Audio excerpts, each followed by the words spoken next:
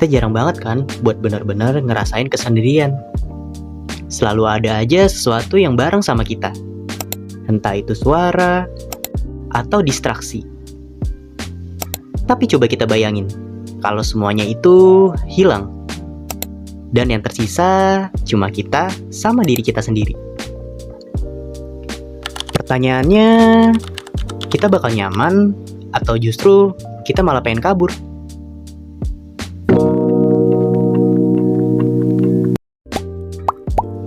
Setelah sekian lama kita sibuk dengerin suara dari dunia luar, akhirnya kita sampai di satu titik. Titik di mana kita benar-benar ngerasain kesendirian. Dan jujur aja, banyak dari kita takut sama momen ini.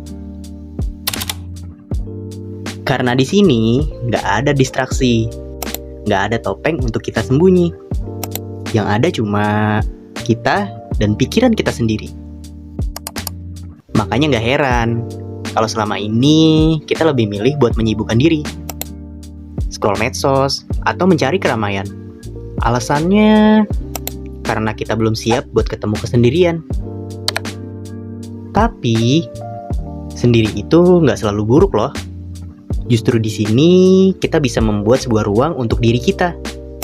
Ruang buat berhenti, ruang buat bernafas, atau ruang untuk mengintrospeksi diri kita sendiri.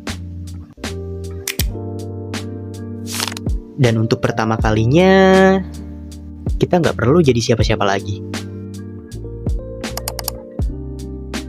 Dan biasanya, di momen hening itu, kita mulai ketemu sama sesuatu. Bukan orang lain, tapi diri kita sendiri di masa yang pernah ada. Versi kita yang pernah salah, pernah gagal, atau mungkin pernah bikin keputusan yang akhirnya kita sesalin. Dan di sini kita boleh jujur. Mungkin kita sering benci sama versi itu. Kadang kita sempat mikir, kenapa gue dulu kayak gitu sih? Kenapa gue gak mikir panjang? Tapi coba kita lihat dari sisi lain deh. Di waktu itu, kita belum tahu apa-apa.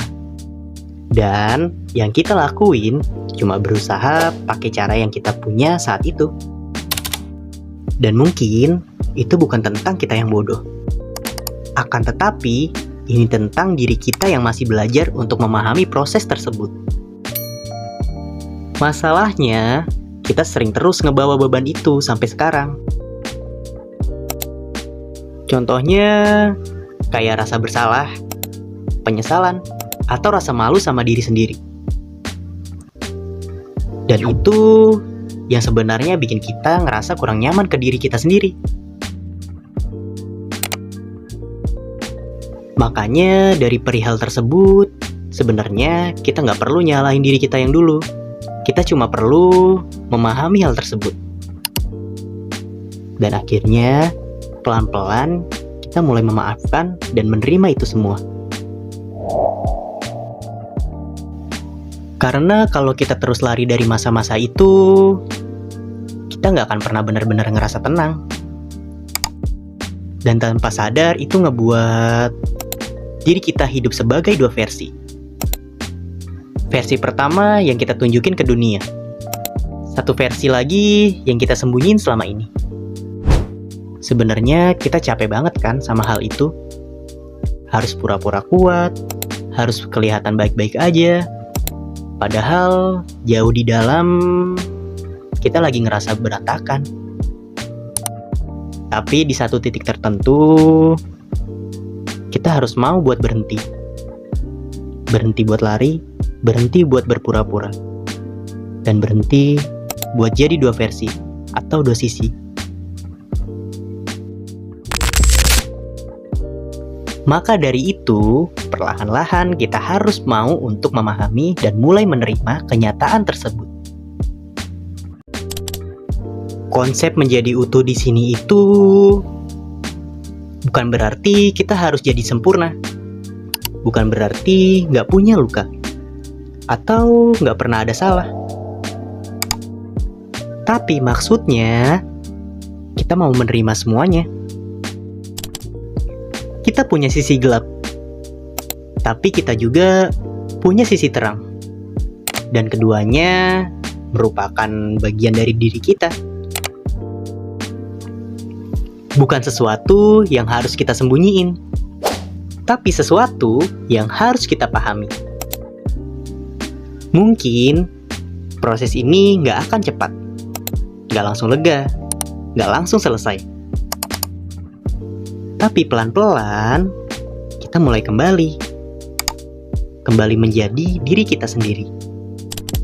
Tempat yang selama ini kita malu untuk mengakuinya dan sering kita takuti.